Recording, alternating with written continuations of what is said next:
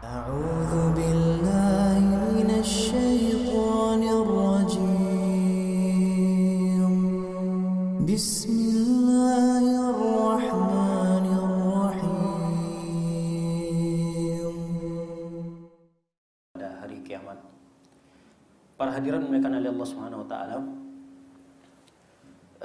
Pada kesempatan yang singkat ini insyaallah kita akan membahas beberapa pembahasan-pembahasan terkait Ramadan, dan lebih fokusnya kita akan menjelaskan kiat apa yang akan kita lakukan untuk menjaga puasa kita agar tidak sia-sia, kiat agar kita bisa menjaga puasa kita agar puasa kita itu tidak ternodai dengan hal-hal yang buruk, dengan hal-hal yang barangkali akan mengurangi pahala atau mungkin menghilangkan dan menghanguskan pahala puasa itu sendiri.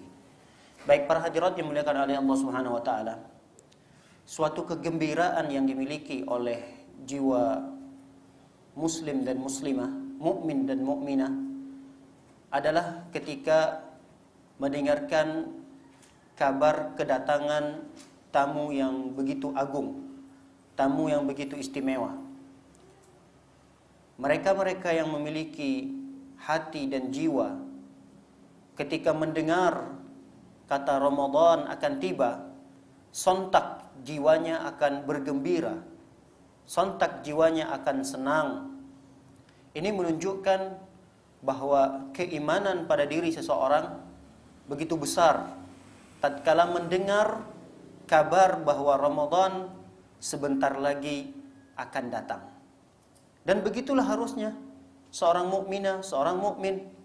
Sebagaimana firman Allah Subhanahu wa taala, Allah mengatakan, "Qul bi fadlillahi wa rahmatihi fabidzalika falyafrahu huwa khairun mimma yajma'un." Dalam surah Yunus ayat yang ke-58, Allah mengatakan, "Qul bi fadlillah wa rahmatihi." Katakanlah dengan rahmat dan karunia Allah, dengan rahmat dan karunia yang Allah berikan kepada kita, fabidzalika falyafrahu, hendaknya dengan begitu kita bergembira. Huwa khairun mimma yajma'un, karena sesungguhnya karunia yang Allah berikan kepada kita itu lebih baik daripada apa yang kita kumpulkan. Kita tahu di antara rahmat dan karunia Allah saat ini yang akan Allah berikan kepada kita adalah dengan kedatangan bulan Ramadan. Ini karunia yang sangat besar. Tatkala kita mendapati bulan Ramadan, maka itu artinya kita telah mendapatkan suatu hal yang lebih baik, bahkan lebih baik daripada apa yang kita kumpulkan. Apa yang saat ini yang kita punya, ibu-ibu? Rumah, kendaraan, aset, atau harta-harta yang lainnya berbentuk duniawi, itu tidak lebih baik. Tidak lebih baik daripada karunia yang Allah berikan saat ini. Rahmat yang Allah berikan, kasih sayang yang Allah berikan kepada kita, yaitu dengan diberikan kesehatan, panjang umur, bertemu dengan bulan Ramadan. Ini suatu kenikmatan yang luar biasa, yang gak akan bisa kita bayar dengan dunia yang kita miliki. Dunia yang saat ini yang kita miliki itu tidak ada apa-apanya dibandingkan dengan karunia yang Allah berikan berupa bulan Ramadan. Makanya Rasul sallallahu alaihi wasallam pernah memberikan kabar gembira kepada para sahabatnya. Apa kata Rasulullah sallallahu alaihi wasallam? "Atakum Ramadan syahrun mubarak." Kata Rasul sallallahu alaihi wasallam berkata kepada para sahabatnya, "Datang kepada kalian Ramadan. Ramadan itu adalah bulan yang penuh dengan keberkahan." Ini ungkapan yang Rasul SAW sampaikan kepada para sahabat supaya para sahabat bergembira dengan kedatangan bulan Ramadan. Maka sungguh sangat disayangkan kalau kita tidak sama sekali memiliki jiwa atau hati yang mereka-mereka itu tidak bergembira dengan kedatangan bulan Ramadan. Sungguh sangat disayangkan. Padahal Rasul sallallahu alaihi wasallam memberikan kabar gembira yang sama ini kepada para sahabatnya. Atakum Ramadan, kata Rasulullah, datang kepada kalian bulan Ramadan. Ada apa dengan bulan Ramadan itu? Bulan Ramadan itu, kata Rasulullah, syahrun mubarak, bulan yang penuh dengan keberkahan. Dalam hadis yang lain Rasul mengatakan, "Idza jaa Ramadan," apabila telah datang bulan Ramadan, "futihat abwabul jannah," maka dibukakan bagi kalian pintu-pintu surga. "Wa ghulliqat abwabun nar," dan ditutupkan pintu-pintu neraka. "Wa suffidatisy syayatin," dan syaitan-syaitan dibelenggu. Apa makna hadis ini? Makna hadis ini, bulan Ramadan ini Allah kondisikan kita agar bisa mudah masuk ke dalam surga. Itu makna daripada hadis ini. Futihat abwabul jannah, di bulan Ramadan ini Allah buka pintu surga selebar-lebarnya. Maksudnya Allah sudah berikan fasilitas di bulan Ramadan ini. Allah sudah kondisikan kita di bulan Ramadan ini agar dipermudah masuk ke dalam surga. Di bulan Ramadan ini juga Allah tutup serapat-rapatnya pintu neraka. Artinya bulan Ramadan ini adalah kesempatan kita agar bisa terhindar dari api neraka.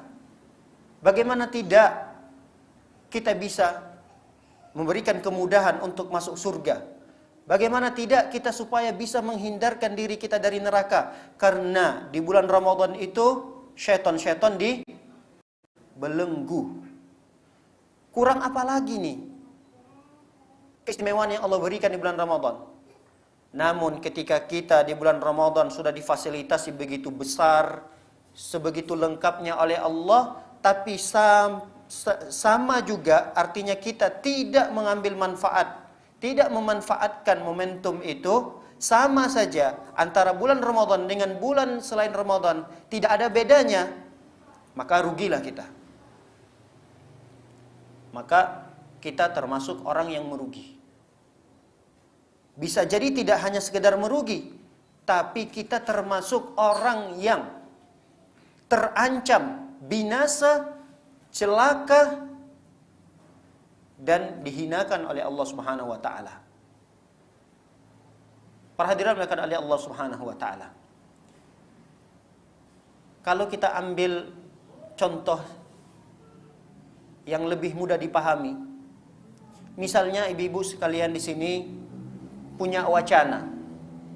Wacananya adalah bagaimana kalau kita membuat satu lembaga pendidikan, anggaplah pesantren. Kita buat pesantren, yuk kita patungan yuk.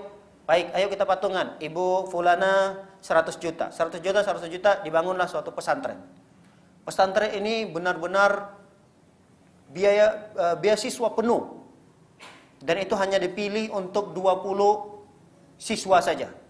20 siswa ini akan dikader, akan dididik, akan ditarbiyah.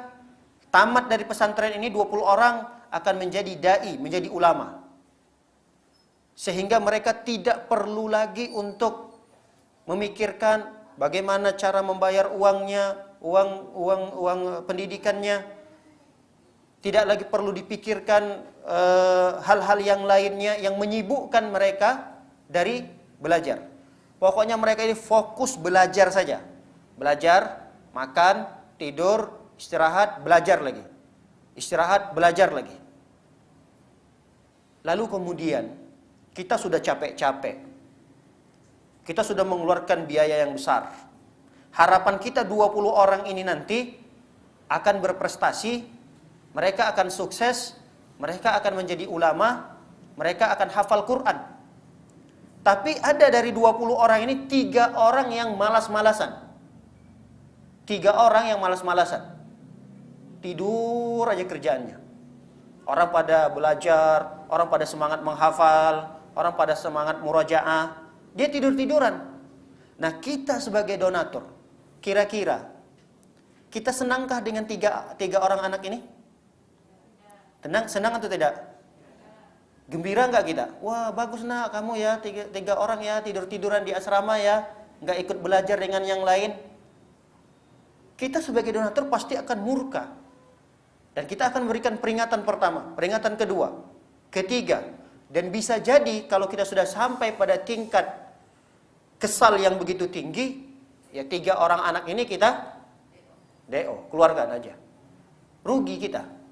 Kita sudah fasilitasi fasilitas yang lengkap. Dia nggak usah mikir apa-apa lagi gitu. Dia fokus belajar aja. Tapi dia malah malas-malasan. Wah, kita usir 3 orang anak ini. Ngapain dia di sini?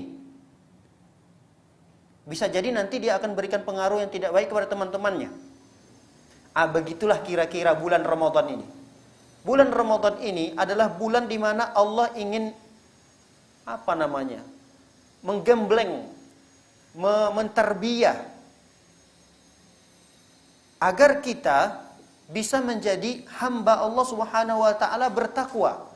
Keluar kita dari bulan Ramadan ini, kita bisa menjadi hamba-hamba Allah yang bertakwa. Itu kan tujuan daripada berpuasa. Ya ayyuhalladzina amanu kutiba alaikumusiyam kama kutiba alal ladzina min qablikum la'allakum tattaqun. Nah, kalau kita berada di bulan Ramadan, sebulan penuh kita di bulan Ramadan, lalu kemudian Ramadan meninggalkan kita, sama saja kondisi kita seperti di luar bulan Ramadan, kita rugi. Kita rugi. Dan tidak hanya sekedar rugi, bisa jadi Allah murka. Sebagaimana kita tadi murka kepada 3 orang anak yang bermalas-malasan tadi, begitu juga Allah bisa jadi Allah murka kepada kita ketika Allah sudah kondisikan bulan Ramadan untuk beribadah, tapi kita tidak beribadah. Allah murka. Tidakkah kita ingat hadis Nabi SAW? Ketika Nabi SAW menaiki anak tangga mimbarnya. Anak tangga mimbar yang pertama Rasul mengaminkan, amin. Naik Rasulullah SAW ke anak tangga mimbar yang kedua, Rasul mengatakan amin. Naik Rasul SAW ke anak tangga yang ketiga, Rasul mengucapkan amin. Rasul SAW menyampaikan khutbahnya. Setelah isi khutbah disampaikan, Rasul pun turun. Setelah Rasul SAW turun, para sahabat bertanya, ya Rasulullah, alama ammanta. Tadi kami mendengarkan engkau mengucapkan amin, amin, amin. Engkau mengaminkan apa ya Rasulullah? Kata Rasul SAW, tadi Jibril berdoa.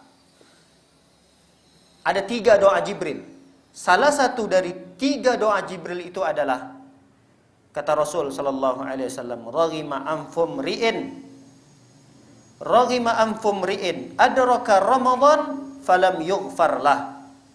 Celaka seseorang. Lihat, binasa seseorang.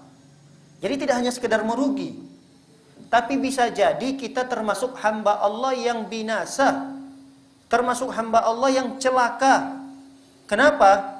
Masuk bulan Ramadan, lalu kemudian Ramadan meninggalkannya, tapi dosa-dosanya masih tersisa, belum diampuni oleh Allah Subhanahu wa taala. Rugi orang seperti ini. Celaka, binasa orang seperti ini. Allah sudah kondisikan bulan Ramadan ini agar dosa-dosanya yang lalu diampuni, malah Ramadan meninggalkan dia dalam kondisi dosa-dosanya masih banyak, belum diampuni oleh Allah Subhanahu wa taala.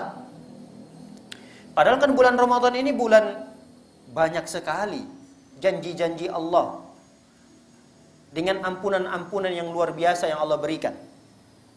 Lihat, para hadirin dimuliakan oleh Allah Subhanahu wa taala, hadis-hadis Nabi yang menjelaskan, man shoma ramadhana imanan wa ihtisaban ghufira lahu ma taqaddama min dhanbi. Dalam riwayat yang lain, man qama ramadhana.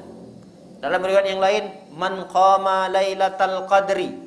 Barang siapa yang berpuasa bulan Ramadan, barang siapa yang salat tarawih di malam Ramadan, barang siapa yang menghidupkan malam-malam Lailatul Qadar di bulan Ramadan, maka dosa-dosanya akan diampuni.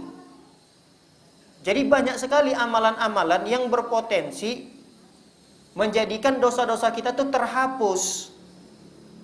Tapi alangkah meruginya, Ramadan meninggalkan kita, masih banyak dosa-dosa kita yang tersisa belum diampuni oleh Allah Subhanahu wa taala. Rasul SAW mengatakan, Ramadan ila Ramadan mukaffiratun antara Ramadan dengan Ramadan berikutnya adalah sebagai penghapus dosa-dosa kita. Maka para hadirin akan oleh Allah Subhanahu wa taala, manfaatkanlah Ramadan tahun ini. Kita diberikan kesempatan oleh Allah Subhanahu wa taala bertemu dengan Ramadan pada tahun ini. Semoga Allah memberikan umur kita panjang, diberikan kesehatan oleh Allah Subhanahu wa taala, dan diberikan taufik agar kita bisa beramal soleh di bulan Ramadan tahun ini. Maka gunakan kesempatan itu. Jangan disia-siakan. Bisa jadi Ramadan tahun ini adalah Ramadan terakhir kita. Belum tentu kita akan bisa bertemu dengan Ramadan tahun yang lalu, tahun yang akan datang. Belum tentu. Nah, sekarang ada kesempatan di depan mata kita, Ramadan sudah semakin dekat dengan kita. Jangan sampai Ramadan tahun ini kita tidak manfaatkan semaksimal mungkin. Ingatlah dalam satu hadis riwayat yang mengkisahkan tentang dua laki-laki yang baru masuk Islam. Ini riwayat ini ada sebagian ulama yang melemahkannya, tapi ada sebagian ulama yang mensahihkan riwayat kisah ini. Pendapat yang kuat, wallahu alam bisawab, yaitu pendapat yang mengatakan riwayat ini sahih. Jadi ada dua laki-laki yang datang kepada Rasul sallallahu alaihi wasallam, lalu kemudian mereka berdua ini masuk Islam.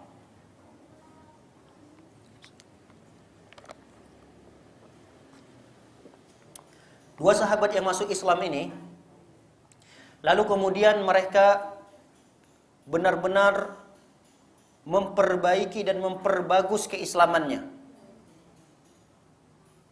Sampai pada suatu ketika, datanglah panggilan jihad. Lalu kemudian mereka berdua ini, anggaplah si A dan si B.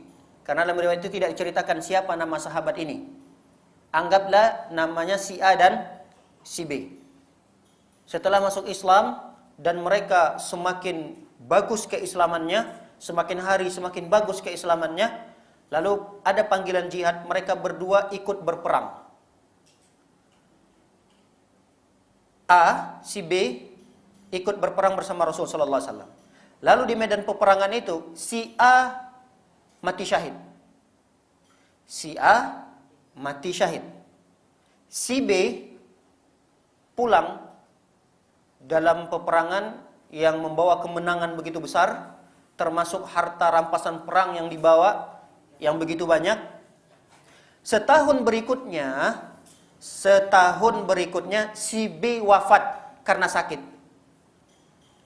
Kira-kira antara dua orang ini, mana yang lebih baik?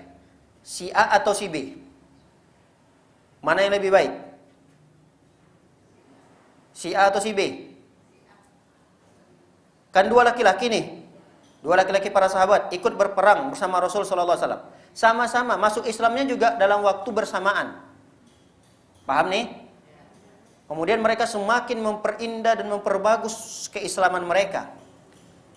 Suatu ketika ada panggilan jihad, si A ikut berjihad, si B juga ikut berjihad. Yang membedakan mereka, si A ketika berjihad di jalan Allah, dia mati syahid. Mati syahid. Mati syahid ini kan bukan mati biasa.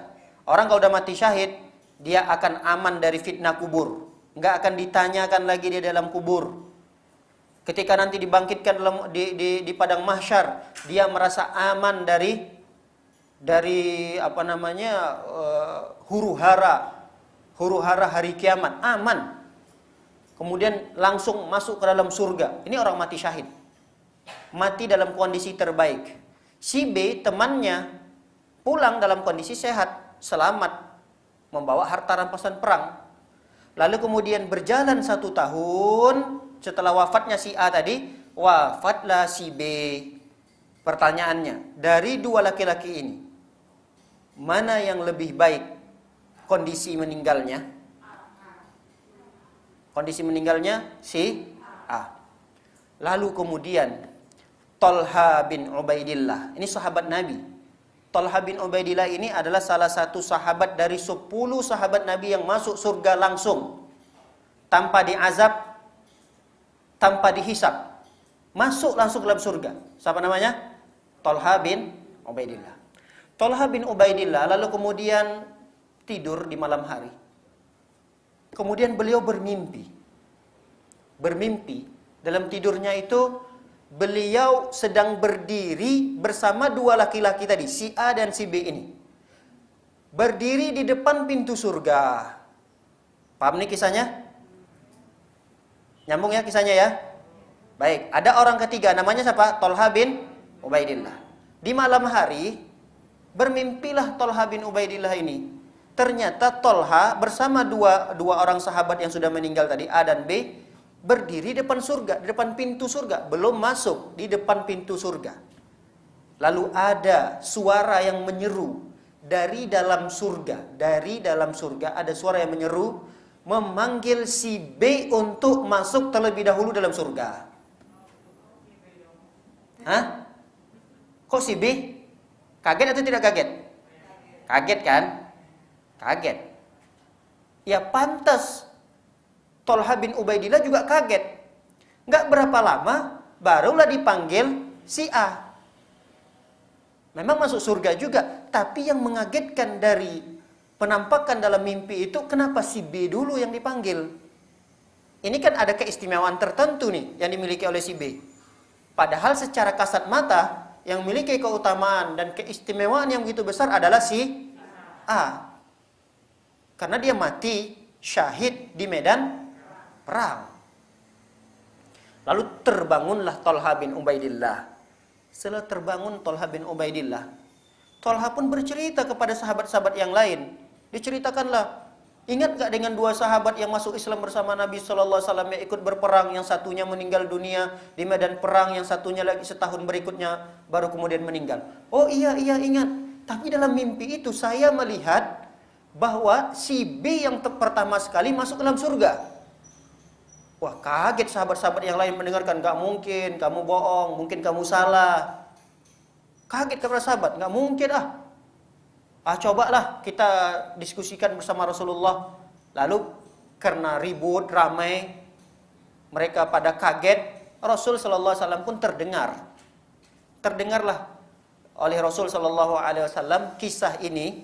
Lalu Rasul sallallahu alaihi wasallam memberikan penjelasan kepada para sahabat-sahabatnya yang pada terkaget-kaget dan terkagum-kagum. Kata Rasulullah, apa yang membuat kalian kaget? Apa yang menakjubkan kalian? Ya Rasulullah, si fulan itu si A, dia ikut berperang mati syahid. Si B, dia ikut berperang tapi nggak mati syahid. Terus apa yang menjadikan kalian kaget, kata Rasulullah?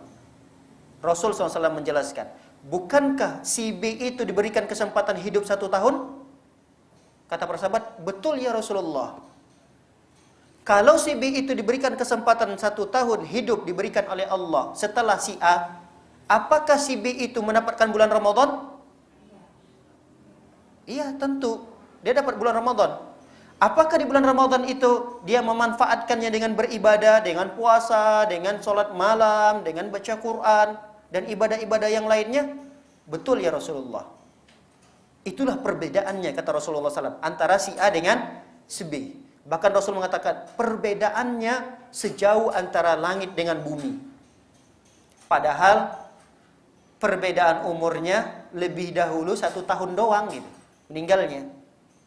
Tapi bisa jadi perbedaannya jauh banget antara langit dan bumi.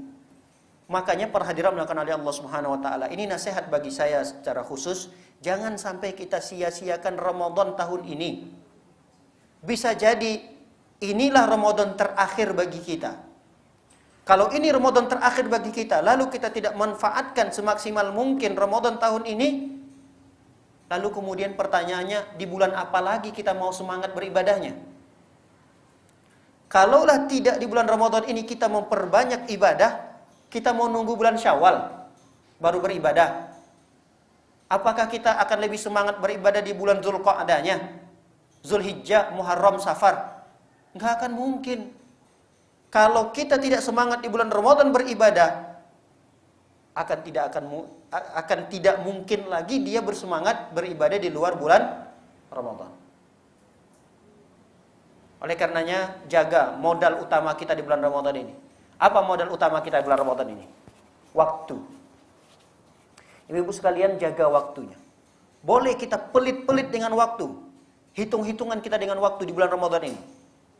Kalau tadinya kita ada waktu untuk ngobrol sama teman-teman, sekarang masuk bulan Ramadan, saya enggak mau ngobrol-ngobrol lagi. Saya mau fokus beribadah pada Allah Subhanahu wa taala. Saya mau banyak baca Quran, saya mau banyak sholat, saya mau buat duha, banyak ibadah-ibadah yang lain yang harus saya lakukan.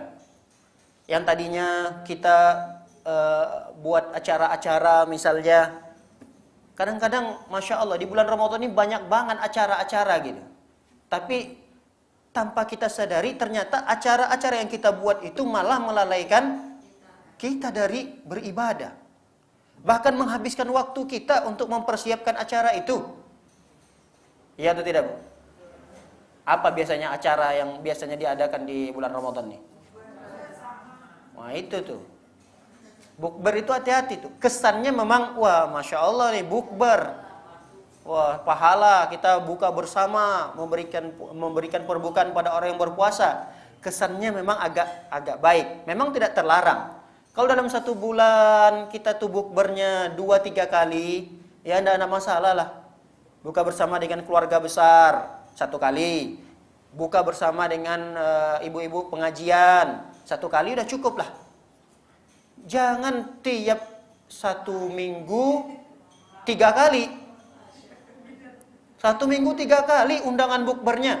Undangan bukber alumni SMP. Undangan bukber alumni SD.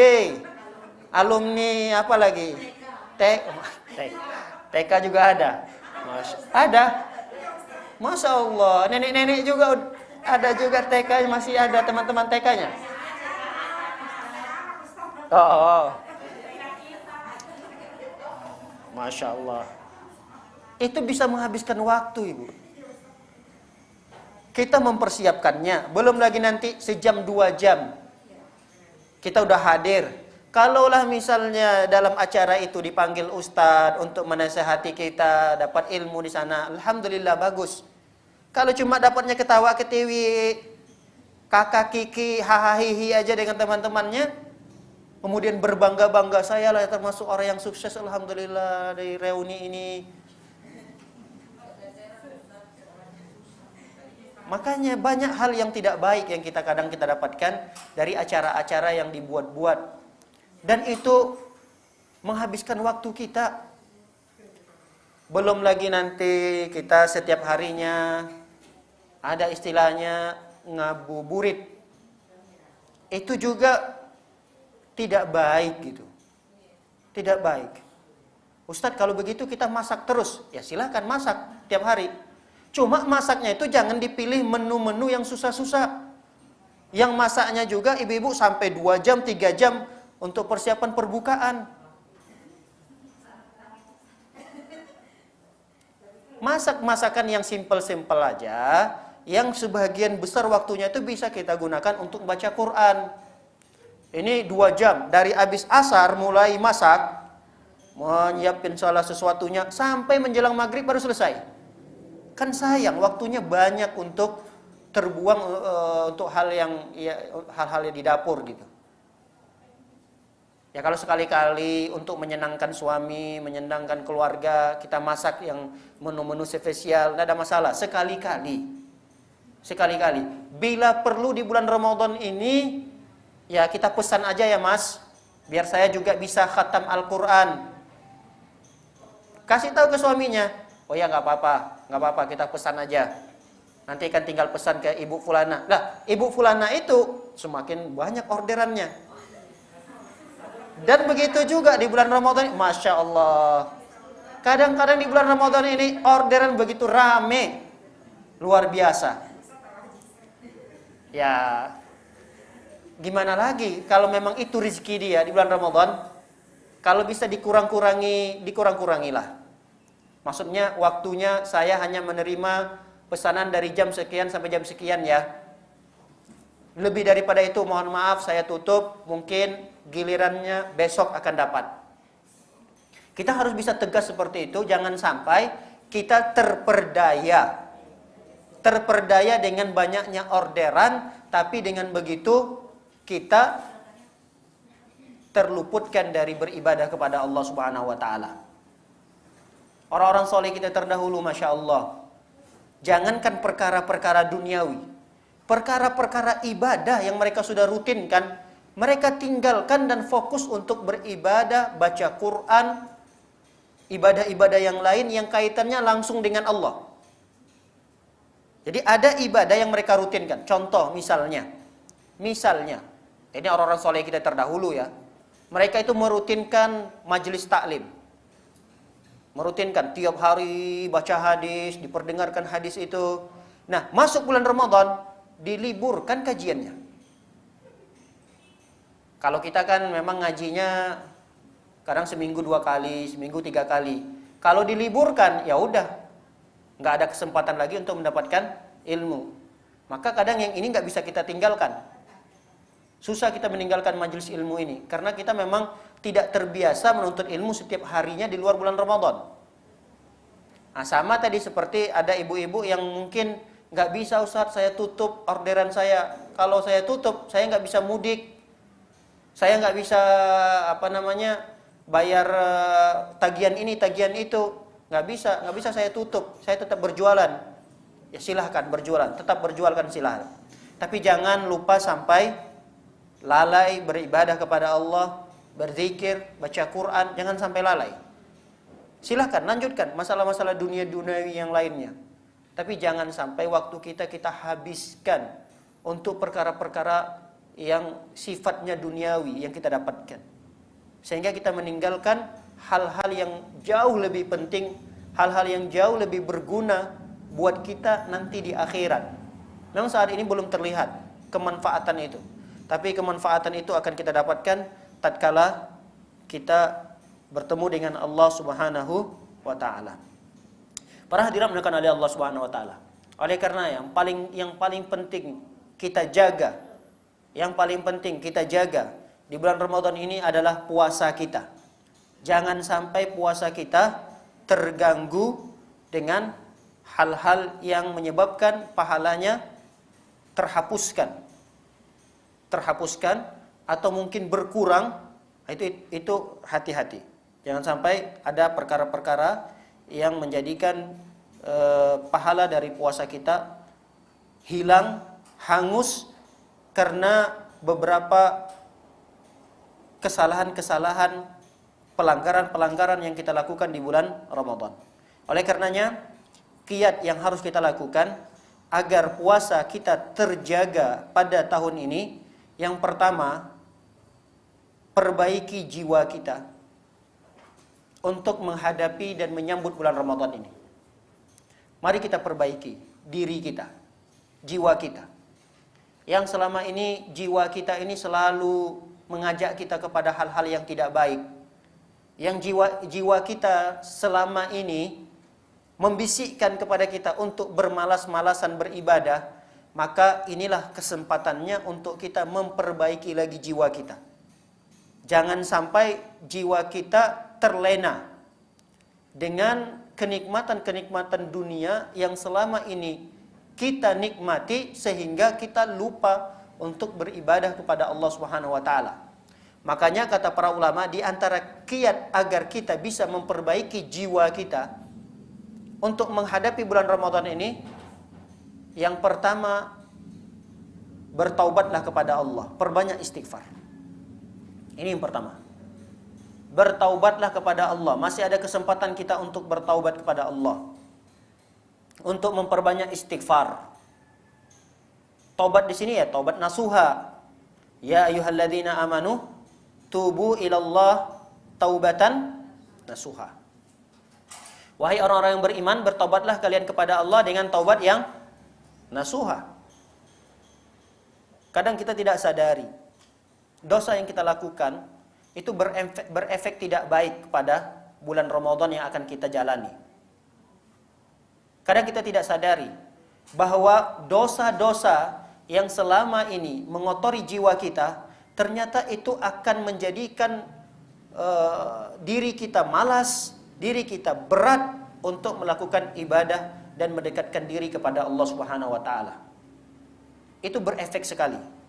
Maka para hadirat melakukan oleh Allah Subhanahu wa taala, selain kita bertobat dan perbanyak istighfar, bersihkan juga jiwa kita dari penyakit dengki, hasad, memusuhi.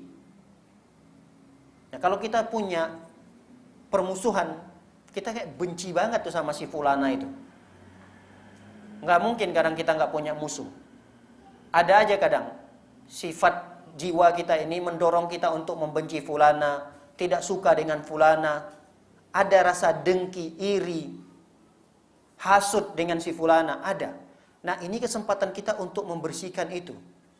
Jangan sampai masuk bulan Ramadan, kita masih ada di dalam jiwa kita ini membenci ibu fulana, nggak suka dengan ibu fulana, jangan.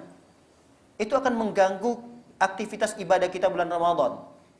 Kita mau sholat tarawih. Di sampingnya ibu fulana yang dia benci. Coba, gimana tuh perasaan ibadahnya? Allahu Akbar, nggak khusyuk sholatnya. Ngapain saya tadi di samping ini ya? Ada ibu fulana lagi, kesal banget saya nih ngeliat dia. Nah, inilah kesempatan kita untuk membersihkan itu. Udah, kalau memang dia salah, kita maafkan. Kalau memang dia tidak ada salah apa-apa, berarti yang salah jiwa kita. Bersihkan jiwa kita. Kita dengki barangkali sama dia, kita hasad dengan dia, karena kita nggak beralasan untuk membenci dia. Nah, orang-orang yang dia masuk di bulan Ramadan, jiwanya masih kotor, jiwanya masih ada kebencian terhadap saudari-saudarinya yang lain, maka ingat, ibadah yang dia lakukan itu tidak akan memberikan manfaat bagi dia. Nggak akan berikan manfaat bagi dia. Bahkan terancam dosa-dosanya tidak akan diampuni oleh Allah. Rugi atau tidak rugi? Dia beribadah begitu maksimalnya di bulan Ramadan, tapi dia punya permusuhan, dia punya kebencian kepada saudaranya. Ini akan menjadikan dosa-dosanya tidak diampuni. Apa gunanya dia rajin-rajin sholat tarawih, tidak pernah absen? Apa gunanya dia berpuasa sebulan penuh, tapi dia masih punya kebencian, masih punya permusuhan kepada teman-temannya yang lain? Nggak ada guna ibadahnya. Kapan itu berguna? Ketika dia bersihkan jiwa dan hatinya itu dari sifat-sifat yang tidak baik itu. Ingat satu hadis Nabi SAW yang menceritakan tentang keutamaan dari nisfu Sya'ban. Nisfu Sya'ban itu pertengahan dari bulan Sya'ban. Kan di pertengahan bulan Sya'ban itu Allah SWT melihat para hamba-hambanya. Dilihat oleh Allah Subhanahu wa taala di pertengahan bulan Sya'ban, lalu Allah mengampuni seluruh makhluknya. Seluruh makhluknya diampuni oleh Allah SWT, kecuali dua golongan orang yang tidak diampuni oleh Allah. Siapa itu? Yang pertama adalah musyrik. Mereka-mereka pelaku syirik. Mereka-mereka yang mensekutukan Allah. Kelompok yang kedua adalah syahna. Mereka-mereka yang memiliki kebencian, permusuhan terhadap orang lain. Dia benci kepada si fulana, dia musuh kepada fulana, dia hasad kepada fulana. Kenapa? Ada apa? Enggak usah, dia itu begini begitu. Ya itu urusan dia, ngapain kita ikut campur? Biarkan. Bersihkan aja diri kita dari hal-hal yang tidak baik. Itu juga toh tidak ada masalah. Kitanya saja yang terlalu sensi ya. Kitanya aja yang terlalu apalagi bahasanya itu? Baper. Kitanya aja yang baper. Kita yang baper sebenarnya.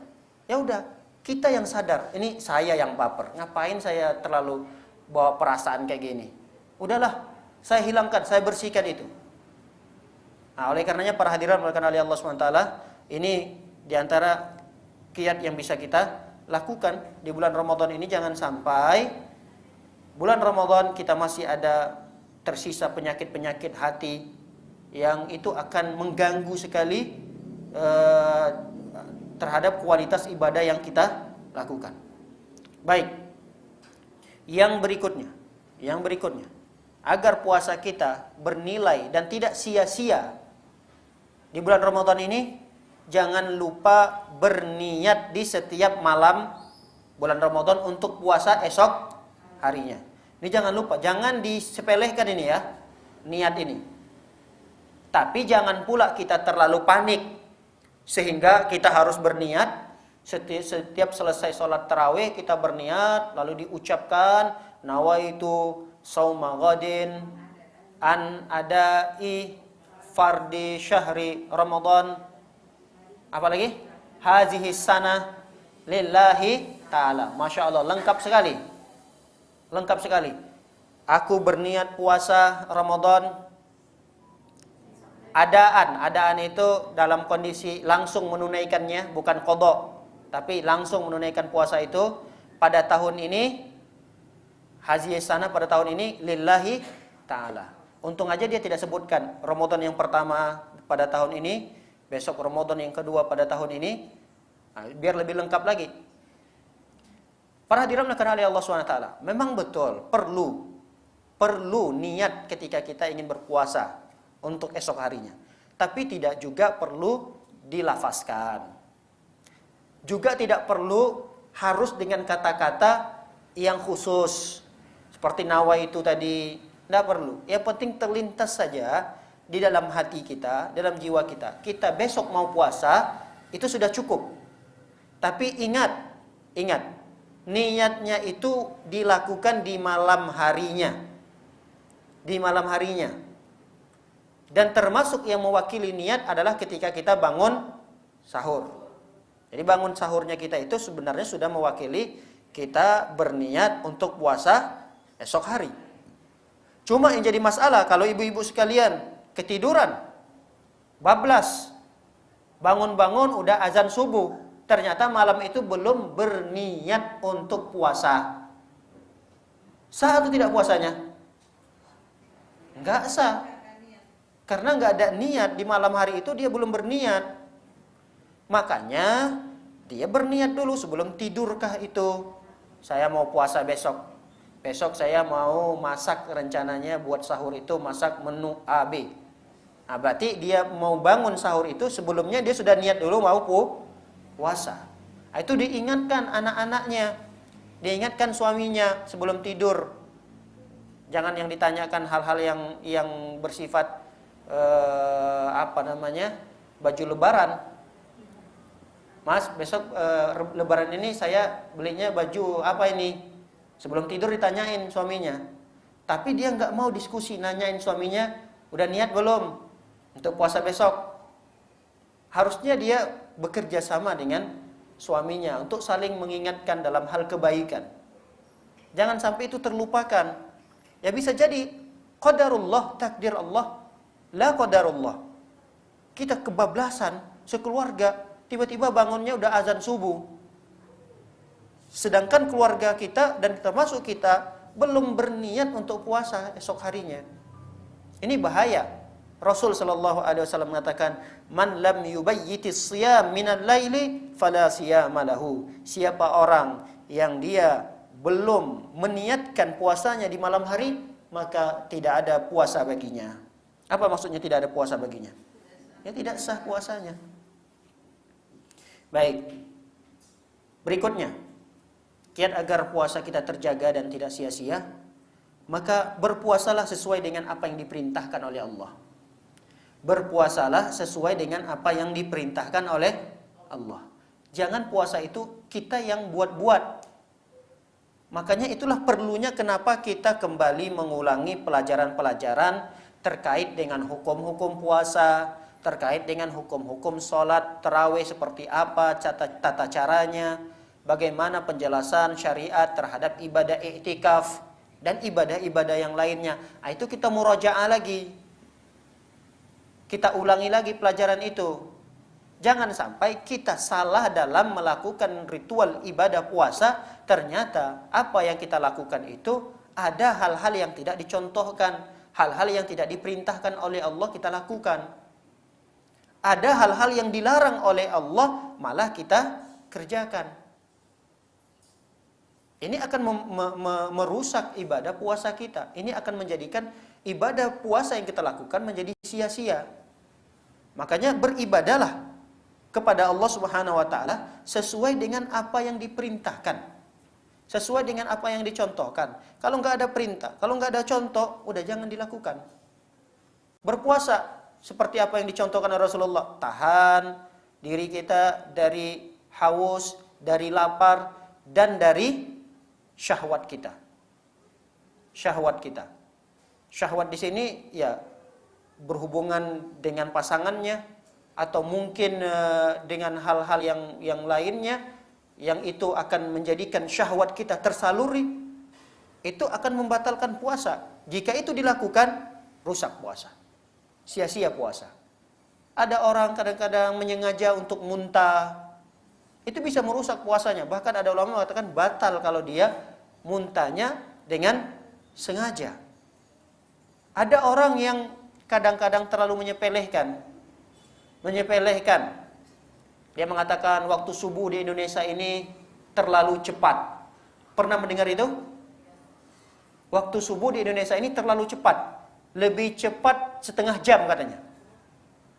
Jadi kalau waktu subuh lebih cepat setengah jam, berarti orang ini boleh nggak dia makan sahur ketika azan berkumandang? Kalau menurut dia boleh. Kenapa? Karena dia beranggapan bahwa waktu subuh di Indonesia lebih cepat. Jadi orang udah azan, kadang kita udah sholat di masjid, dia masih di rumah makan sahur satu piring lagi. Ini kan hati-hati, ini bisa merusak ibadah kita. Karena bisa jadi apa yang dia yakini itu tidak benar. Dia mengatakan setengah jam lagi. Wah, kita udah selesai sholat, pulang ke rumah, dia baru selesai sahur. Ini kalau dia salah dalam berijtihadnya terhadap ustadz yang dia ikuti, ini akan rusak puasa dia gitu. Mending kita ikut pemerintah, udah aman. Pemerintah sudah menetapkan waktu sholat subuh itu melalui tim-tim ahlinya. Udahlah, inilah waktu subuh yang sudah ditetapkan oleh ulama-ulama kita di Indonesia. Jam sekian sampai jam sekian waktu subuh. Berarti kita berhati-hati ketika sampai pada waktu imsak. Berhati-hati, bukan artinya tidak boleh kita bersahur di waktu imsak itu. Tetap kita diperbolehkan untuk sahur di waktu imsak. Bahkan kata para ulama, waktu imsak itu adalah waktu terbaik untuk melakukan ibadah sahur. Antara waktu imsak dengan azan subuh berapa lama, Bu? 10 menit ya. Antara waktu imsak dengan waktu subuh. 10 menit itu dapat nggak satu piring lagi makan? Dapat banget, Ustaz. 2 piring pun masih bisa gitu. Ya kan, tapi kan kalau sahur kan nggak ada orang makan sampai 2 piring kan ya. Tapi waktu-waktu itu adalah waktu yang afdol bagi kita untuk sahur. Ustaz, saya mau hati-hati aja, jadi 5 menit sebelum waktu azan kami sudah stop makan dan minumnya. Ya silahkan. Tapi jangan berkeyakinan bahwa tidak boleh makan lagi. Paham? Berhati-hati silahkan. Tapi jangan berkeyakinan bahwa tidak boleh makan lagi. Gak boleh minum lagi. Udah waktu imsak, gak boleh. Nah, gak boleh kita melarang seperti itu. Karena itu adalah waktu terbaik untuk melakukan sahur. Makanya ulama-ulama terdahulu ya, orang-orang soleh kita terdahulu, itu waktu-waktu sahur itu mereka betul-betul maksimalkan untuk beribadah kepada Allah. Sehingga di zaman salafus soleh, orang-orang soleh kita terdahulu, azannya itu ada 2. Azan pertama dengan azan kedua. Azan pertama itu kira-kira 20 menit. 20 sampai 30 menit sebelum masuk waktu sholat subuh. Jadi sekitar setengah jam. Azan pertama itu gunanya apa? Gunanya untuk mengingatkan mereka-mereka yang sedang khusyuk beribadah, ayo selesaikan ibadahnya, segera untuk makan sahur. Paham ini?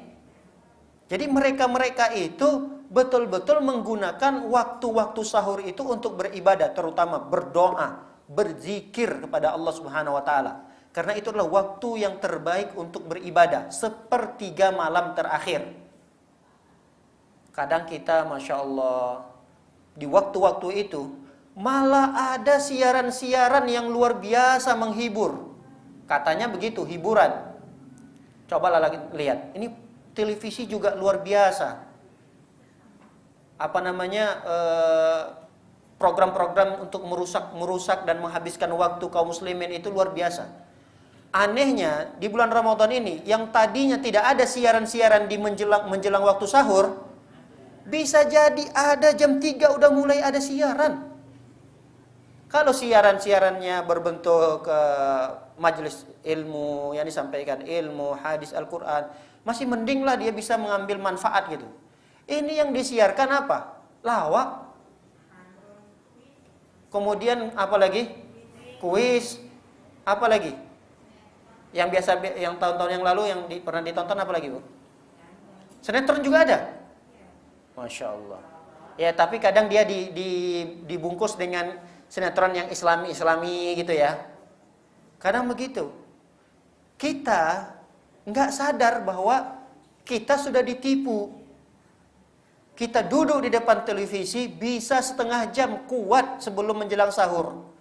Padahal coba kalau kita gunakan setengah jam di depan televisi itu, kita baca Quran, setengah jam itu bisa habis 1 juz selesai. Mending kita baca Quran.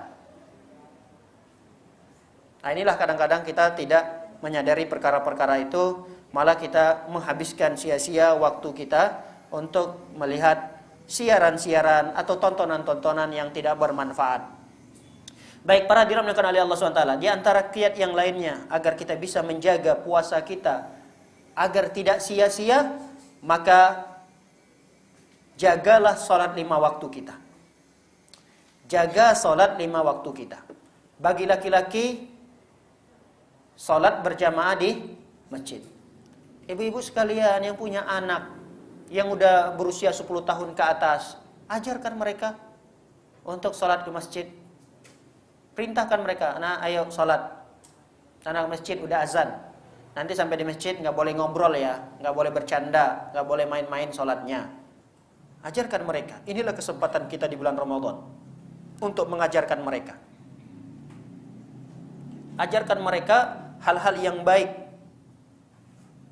Jangan sampai di depan kita ada anggota keluarga kita yang rajin puasanya tapi malas sholat. Ini fenomena yang sering kita lihat di bulan Ramadan. Dan banyak kadang-kadang kasus yang kita temui. Ustadz, bagaimana hukum seseorang yang berpuasa tapi nggak sholat? Ada nggak seperti itu? Ada. Kadang di tengah-tengah keluarga kita pun ada begitu. Masya Allah, puasanya dari Ramadan pertama sampai Ramadan terakhir full puasanya. Sholatnya tercecer-cecer.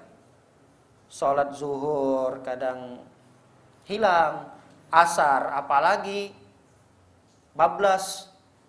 Ini bahaya terhadap amal solehnya, terutama ibadah puasanya. Bagaimana ibadah puasanya bernilai di sisi Allah Subhanahu wa taala? Sedangkan sholat yang diwajibkan dan itu merupakan rukun kedua dari rukun Islam, dia tinggalkan. Padahal kan puasa ini rukun keberapa? Rukun keberapa dari rukun Islam? Ketiga atau keempat? Keempat apa kelima? Keempat. Yang pertama mengucapkan 2 kalimat syahadat. Yang kedua mendirikan sholat. Yang ketiga menunaikan zakat. Yang keempat puasa di bulan Ramadan. Masa dia semangat untuk membangun satu bangunan tapi merobohkan tiang dari bangunan itu? Ini kokoh nggak bangunannya? Dia membangun suatu bangunan, dia semangat membangun dinding-dindingnya, tembok-temboknya, tapi di sisi lain dia semangat juga untuk merobohkan pilar-pilar atau tiang-tiang dari bangunan itu. Sama saja dia merobohkan seluruh dari bangunan itu. Apa gunanya bangunan kalau nggak ada tiangnya? Hancur.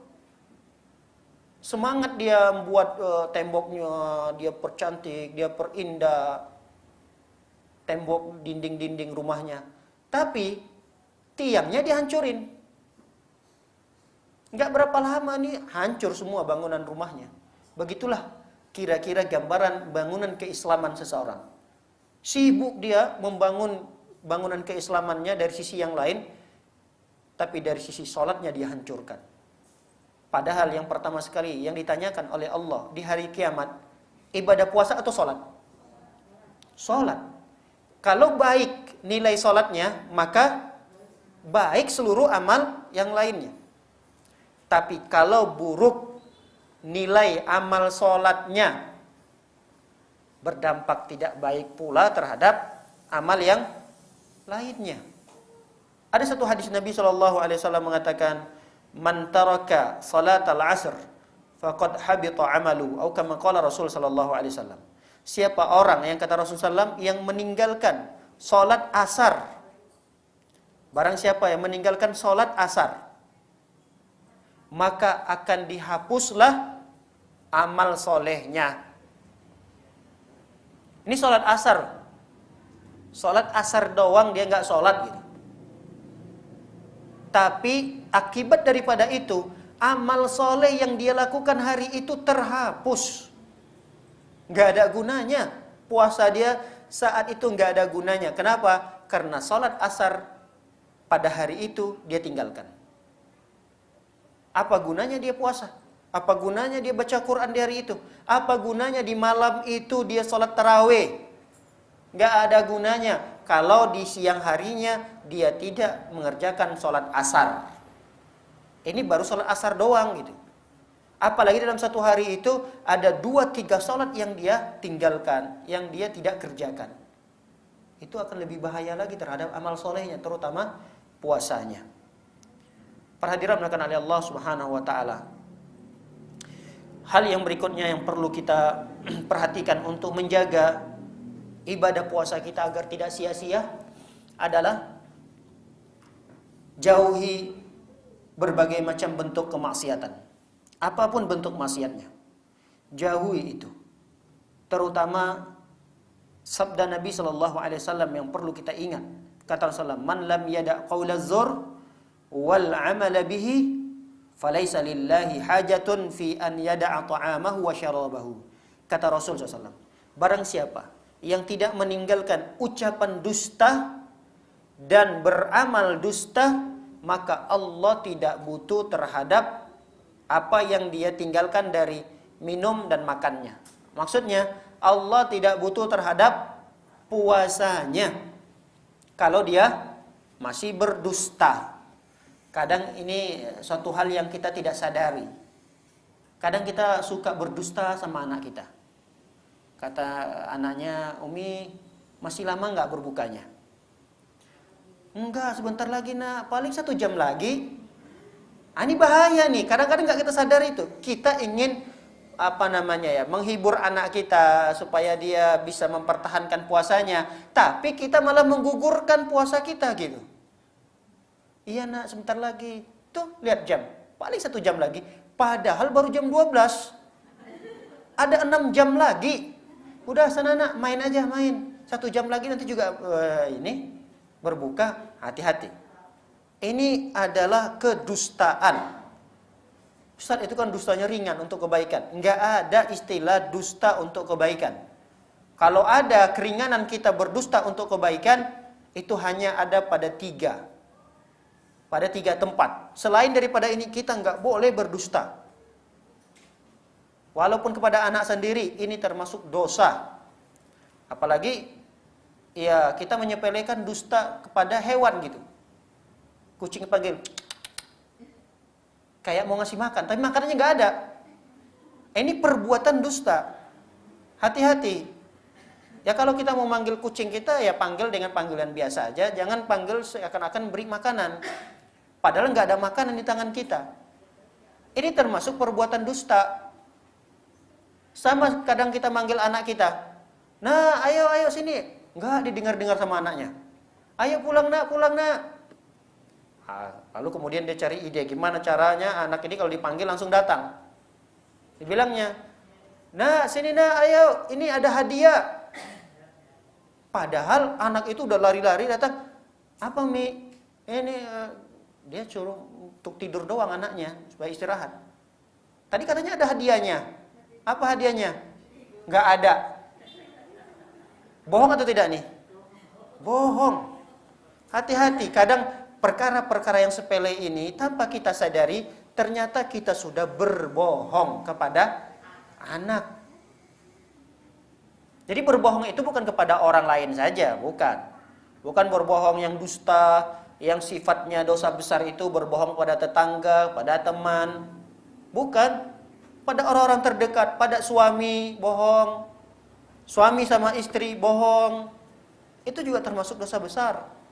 Kecuali bohongnya pasangan antara suami dan istri dalam hal menjaga keharmonisan rumah tangga. Itu tidak ada masalah. Berbohong antara suami dan istri dalam hal menjaga keharmonisan, dalam hal menjaga keutuhan rumah tangganya, lalu berbohong, tidak ada masalah. Tapi tidak bermudah-mudahan ya. Kadang, wah, ada hadisnya kok, boleh kok istri berbohong sama suami, boleh, nggak apa-apa. Tapi berbohongnya itu bisa mengurangi hak suami. Atau suami berbohong sama istrinya dalam rangka mengurangi hak istrinya. Tanya sama istrinya, Mas, ada uang belanja nggak? Wah, nggak ada hari ini, Masya Allah penjualan kita begini begitu. Padahal dalam dompetnya ada 500.000. Berbohong seperti ini termasuk dosa besar. Yang dibolehkan berbohong itu hanya sekedar menjaga keutuhan dan menjaga keharmonisan rumah tangga. Misal istrinya nanya, gimana Mas, masakannya enak atau enggak? Wah, dibilang sama suaminya, Masya Allah makanannya, masakannya luar biasa. Kayaknya semasa hidup saya, inilah makanan yang pertama sekali yang saya rasakan terenak. Hah? Ya makanya, ya lebay banget ya. Tapi ya boleh aja dia berdusta seperti itu, boleh aja. Padahal itu makanan asin luar biasa. Tapi dia berbohong. Tidak ada masalah. Berdosakah dia? Tidak. Baik, perhadiran negara oleh Allah SWT, tapi hati-hati. Jangan bermudah-mudahan dalam masalah-masalah seperti ini. Ingat, di bulan puasa ini semaksimal mungkin kita harus bisa menjauhi diri kita dari berbagai macam maksiat. Puasa itu bukan hanya sekedar perut kita dan syahwat kita ya. Jangan anggap puasa itu di bulan Ramadan hanya sekedar berpuasa dari makan dan minum dan dari syahwat kita. Tapi berpuasa itu juga dituntut pada anggota tubuh kita yang lain. Mata kita juga harus berpuasa. Tangan kita, terutama lisan kita nih, lisan, lidah kita juga usahakan, maksimalkan untuk bisa berpuasa juga. Ini enggak, dia menganggap puasa itu hanya sekedar perutnya, jangan sampai masuk sesuatu dari makanan dan minuman. Tapi matanya, Masya Allah, dia buka medsosnya, dia lihat ada perempuan-perempuan yang buka aurat, ada perempuan-perempuan telanjang. Kemudian telinganya kadang-kadang mendengarkan perkara-perkara yang tidak baik. Dia mendengarkan musik-musik, nyanyi-nyanyian, hiburan-hiburan, dangdut-dangdutan, dan seterusnya. Ini tidak baik bagi orang-orang yang berpuasa. Ini akan dapat mengurangi, menjadikan puasanya sia-sia gitu. Jadi yang dituntut itu tidak hanya perut kita yang menahan makanan, minuman, tidak. Tapi mata kita juga hati-hati. Kita harus bisa tahan juga nih mata kita supaya tidak melihat perkara-perkara yang diharamkan oleh Allah. Begitu juga dengan lisan kita. Lisan kita ini kadang sesuatu yang menjadikan kita semakin bertumpuk dosanya. Makanya benar kata para ulama bahwa banyak orang masuk neraka itu disebabkan karena lisannya. Jadi dosa yang paling banyak dihasilkan oleh anggota tubuh adalah dosa lisan. Bagaimana tidak? Lisan ini bisa berdusta. Lisan ini bisa menjadikan antara satu dengan yang lainnya bermusuhan. Ya tidak? Apa itu istilahnya? Mengadu domba ya. Kadang ini lisan kita yang menceritakan aib saudarinya. Itu dosa lisan juga. Banyak sekali dosa lisan ini kalau kita hitung Kalau kita hitung dari A sampai Z, mungkin gak cukup.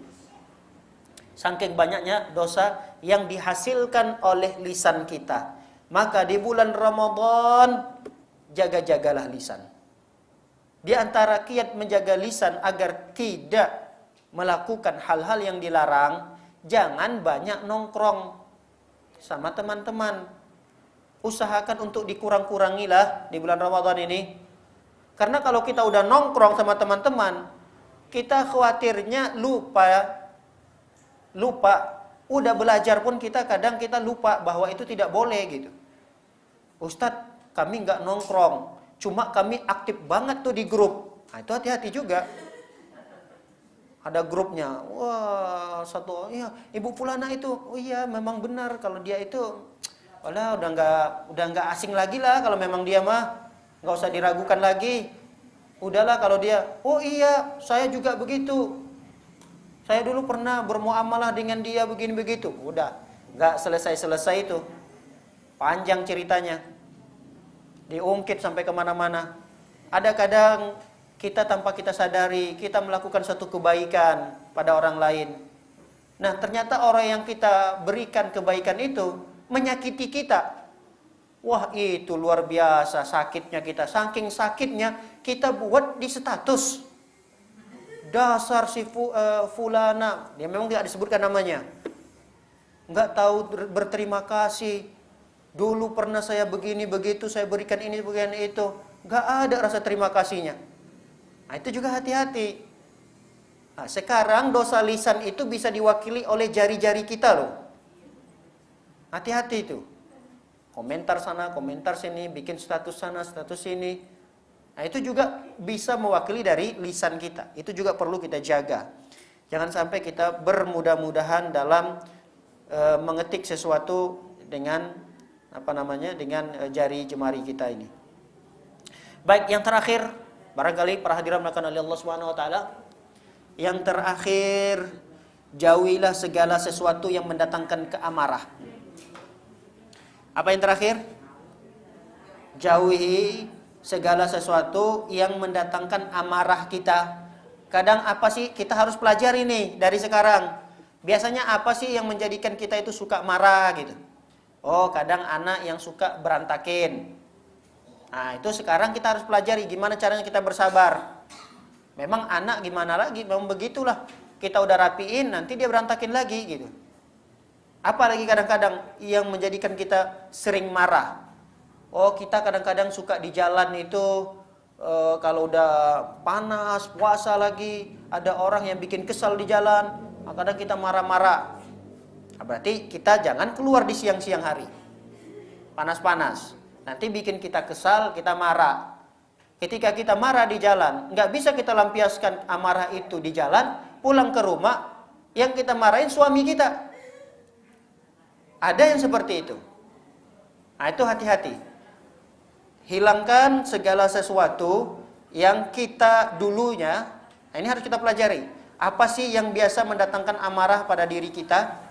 Nah, itu harus kita pelajari sehingga kita bisa mengurangi rasa amarah itu jangan sampai terjadi lagi di bulan Ramadan. Karena Rasul Shallallahu Alaihi Wasallam pernah memberikan nasihat kepada kita, apabila pada suatu hari kalian berpuasa, maka jangan kalian mengucapkan kata-kata kotor. Kata Rasulullah, fala yarfus. Jangan kalian mengucapkan kata-kata kotor. Kata-kata kotor ini kayak apa ya? Kayak ucap-ucapan kotor. Misalnya ucapan-ucapan yang menjurus kepada syahwat. Cerita-cerita ranjang, cerita ini, cerita itu. Kadang ada itu di satu grup, memang grupnya grup bebas gitu. Ini grup bebas. Nah, di situ nanti kita ada di dalamnya. Ternyata ceritanya bercanda-bercanda, pembicaranya menjurus kepada kayak, mohon maaf, kayak porno-porno gitu. Nah, itu tidak boleh. Nggak boleh. Fala yarfus, kata Rasulullah. Jangan ucapkan ucapan-ucapan kotor. Nggak boleh. Lalu Rasulullah kata, wala yaskhab. Wala yaskhab ini jangan jerit-jerit. Menjerit-jerit ini bisa diterjemahkan ya marah-marah, jerit-jerit sama anaknya, jerit-jerit sama orang. Nggak boleh. Orang yang berpuasa hendaknya dia bisa menahan amarahnya. Kalau ada orang yang memancing amarahnya, ngajak dia berantem. Kalau berani lo, yuk kita berantem. Nah, katakan, inni imro'un shaim. Sesungguhnya aku sedang puasa. Begitu cara Rasul Shallallahu Alaihi Wasallam mengajarkan kita agar tidak terpancing emosi, nggak marah-marah, nggak teriak-teriak, apalagi sampai kita cakap kotor, berbicara dengan pembicaraan yang kotor, dan itu dilakukan dalam kondisi kita berpuasa. Wal iyadzubillah. Semoga Allah Subhanahu Wa Taala menjadikan puasa-puasa kita pada tahun ini puasa yang mendatangkan pahala yang begitu besar, dapat menghapuskan dosa-dosa kita yang begitu banyak. Semoga kita diberikan kesehatan dan umur yang panjang sehingga kita bisa memaksimalkan Ramadan tahun ini untuk beribadah kepada Allah Subhanahu wa taala. Amin ya rabbal alamin. Barangkali ini yang dapat kita kaji, semoga bermanfaat. Silakan jika ada yang ingin dipersoalkan atau ditanyakan.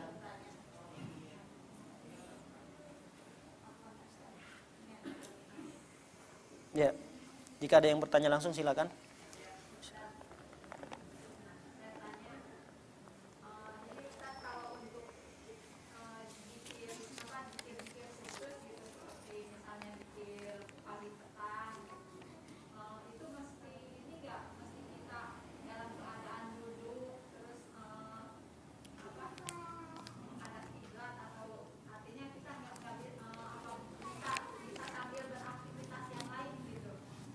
Ya.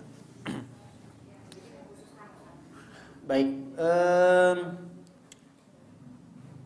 zikir ya. Memang di antara ibadah yang dianjurkan untuk diperbanyak di bulan Ramadan ini adalah perbanyak zikir. Apakah zikir itu dikhususkan pada satu gerakan tersendiri, atau misalnya hanya duduk atau menghadap kiblat atau menutup aurat, atau memang zikir yang sifatnya umum itu boleh kita baca dalam kondisi apapun gitu. Begitu ya kira-kira Bu? Ya, boleh, tidak ada masalah. Tidak ada masalah. Kata Allah SWT mengatakan alladzina yadhkurunallaha qiyaman wa qu'udan wa 'ala junubihim.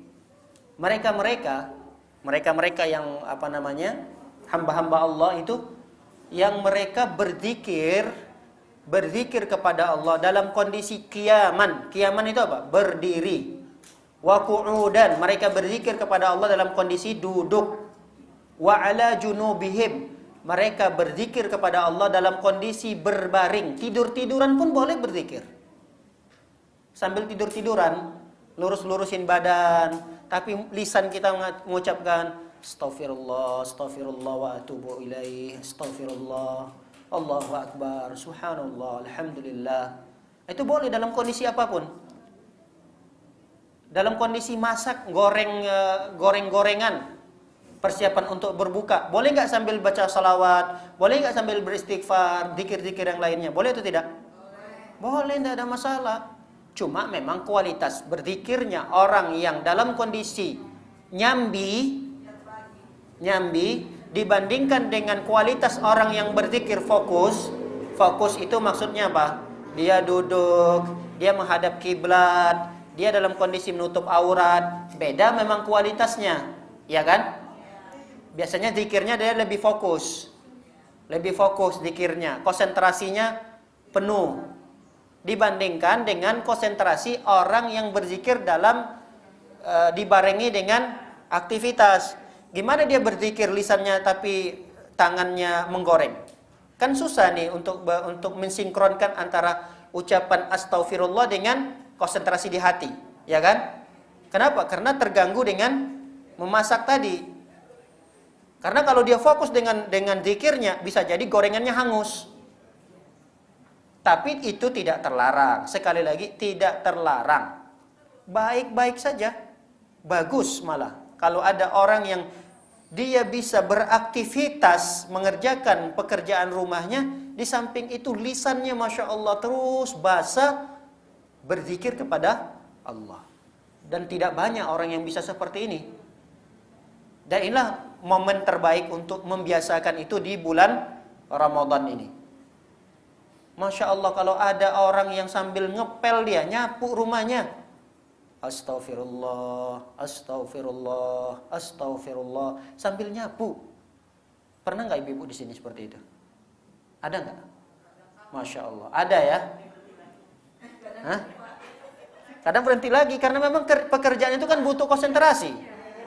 Bekerja itu butuh konsentrasi. Kalau kita ngeblank, ya kita kadang-kadang yang pojokan sana kayaknya ada di pel, kok masih kotor ya? Ya karena memang kerjaan itu nggak bisa digabungkan sebenarnya.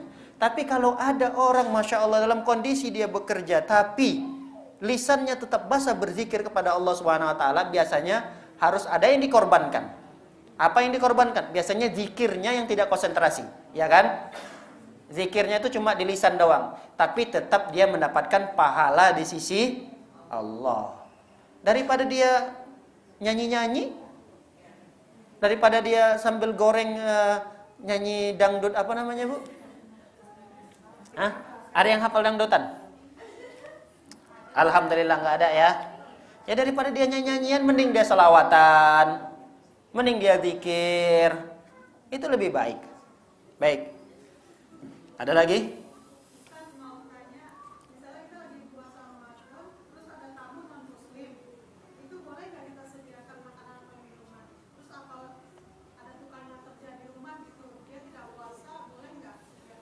Tukangnya muslim atau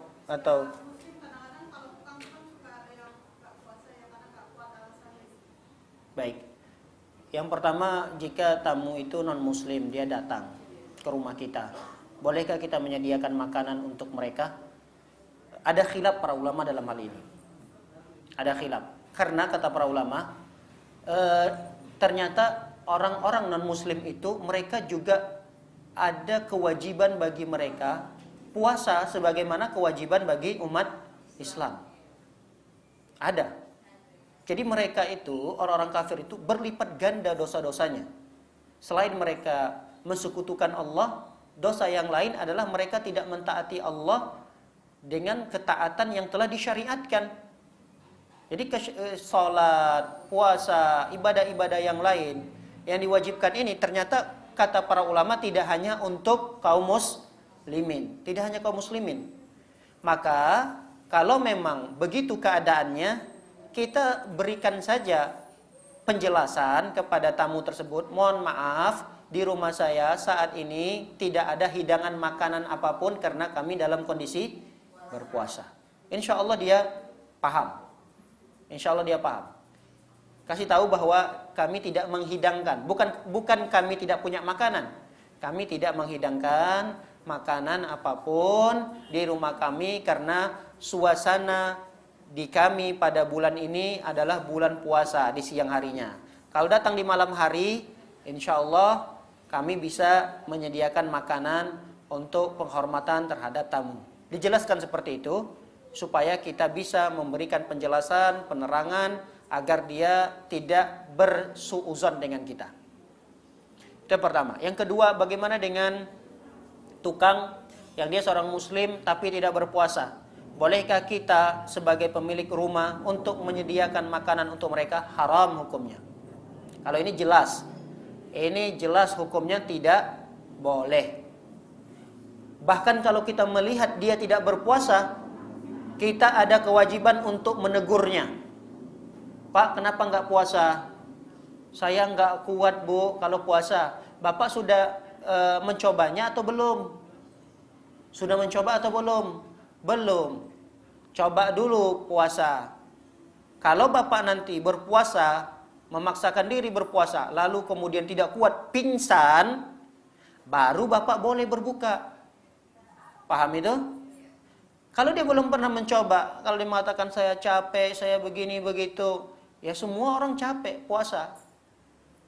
Jadi jangan menjadikan urusan kerjaan dunia lalu menjadi alasan untuk tidak berpuasa. Coba lihat orang-orang soleh kita terdahulu, para sahabat Nabi, terjadinya peperangan Badar, Fathul Mekkah, perang Ahzab yang mereka menggali paret begitu dalamnya, mengangkat batu bebatuan, mereka dalam kondisi puasa kok. Jadi jangan menjadi alasan pekerjaan yang mereka anggap itu berat lalu, wah saya nggak puasa bu. Jangan. Kita berkewajiban untuk mengingatkannya. Kenapa nggak puasa pak? Nah kalau kita yang punya rumah, ya berarti kita memberikan keringanan. Misalnya begini aja pak, supaya bapak bisa puasa, masuknya lebih awal. Jam 6 misalnya. Jam 6, nanti pulangnya jam 2. Jadi bapak sisa-sisa waktunya bisa beristirahat. Kalau di pagi hari kan bekerjanya lebih tidak terasa karena tidak terlalu panas dan seterusnya. Nah kita yang juga harus bijak gitu. Kita harus juga punya kebijaksanaan agar pekerja-pekerja yang kerja di rumah kita, mereka tetap bisa berpuasa.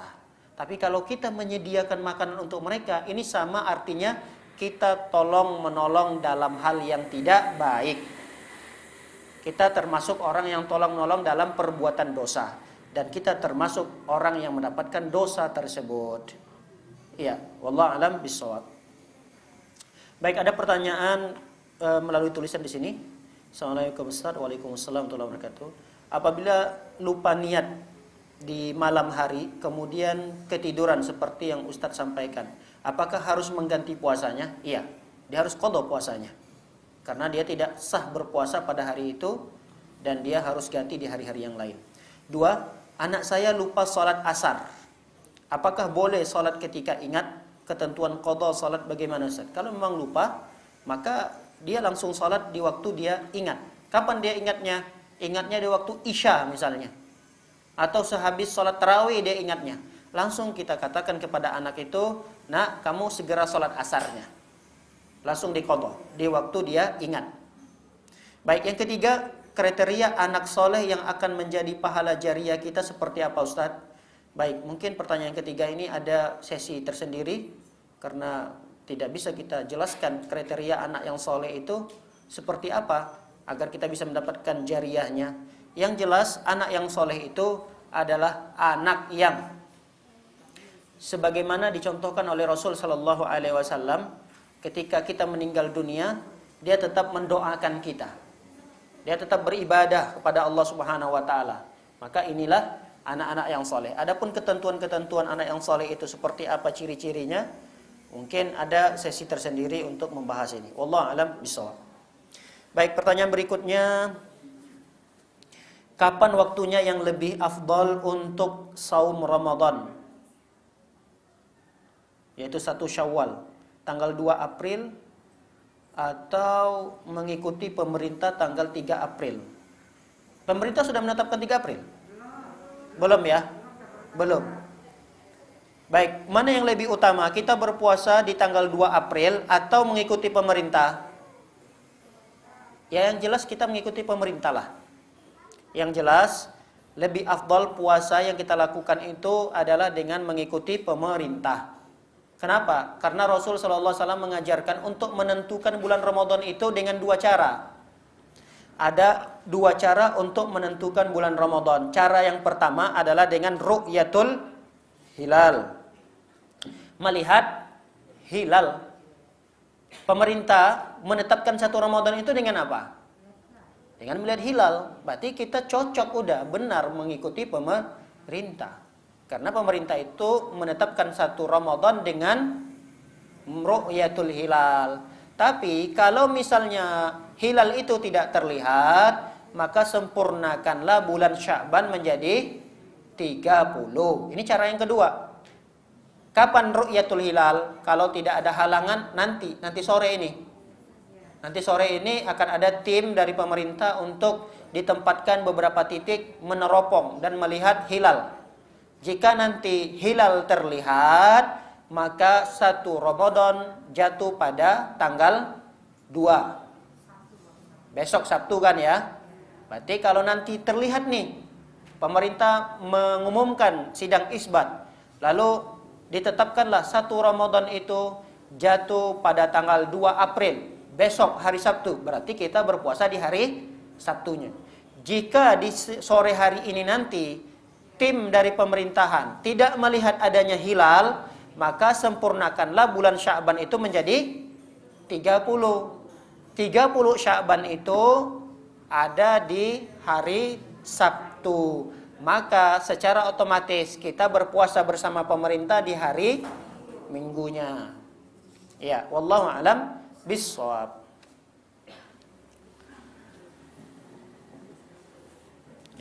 Baik. Cukup? Tidak ada lagi yang ingin didiskusikan? Ya, barakallahu fikunna. Semoga Allah Subhanahu wa taala memberkahi kita semua.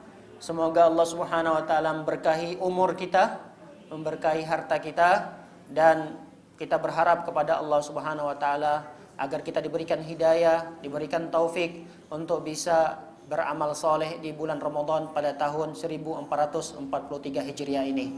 Semoga amal soleh yang kita lakukan di bulan Ramadan ini diterima di sisi Allah Subhanahu wa taala. Wa sallallahu ala nabiyina Muhammadin wa ala alihi washabbihi wasallam ajmain. Subhanakallahumma wa bihamdika asyhadu an la ilaha illa anta astaghfiruka wa atubu ilaik. Assalamualaikum warahmatullahi wabarakatuh.